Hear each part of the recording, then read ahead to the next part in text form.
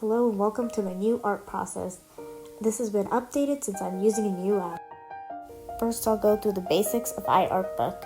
So I select my brushes, and then I can select any color with the color selector. I can either choose a spectrum of colors or these lines. The program also comes with a shape tool, which lets you make perfect shapes like these perfect circles and perfect lines. So, with all that stuff out of the way, it's time to move on to my art process. So first I'm starting off with a sketch using a perfect circle as the base for a head and just slowly forming the character. I'm also using my handy dandy transforming tool to make sure he doesn't go out of bounds. So now sketching's out of the way and we can move on to line art. I have a preferred brush which I use to do the line art, and it's one of the rope line brushes. The catch about these brushes is that they change size according to pen pressure, which is how hard you press on your pen. And I'm using an Apple pen which has built-in pen pressure. And my finger doesn't have built-in pen pressure, so the line will stay the same size if I use my finger. The rope line brushes make really nifty line art brushes.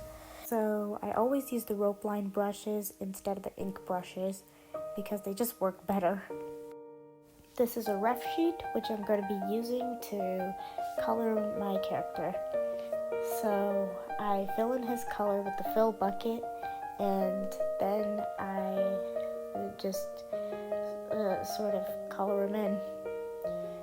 I remove the background to fill in some parts that need to be white.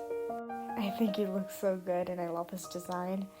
I use a ref sheet because I need to keep the colors consistent. I also use Lock Alpha to keep all other colors on the base color, and this is really helpful for drawing markings and stuff like that. Now that I've colored my character, it's time for everyone's favorite step, and this is shading. So shading is a pretty complicated process. I have to use plenty of different blend modes like this one, which is multiply, and I layer my colors on top just to shade. And basically wherever the light isn't shining so brightly, I just shade. And then I started doing blending to make it look cooler and stuff. So yeah, you get the gist of this. Then I move on to the lighting, and this kind of takes a bit of perfecting to master. So I color in the lighting wherever the light is hitting and just blend that. But the blenders just making it seem like there's too much light. So I need to erase a bit of the lighting and just blend it again. You can just see me awkwardly trying to perfect this. I guess that's enough.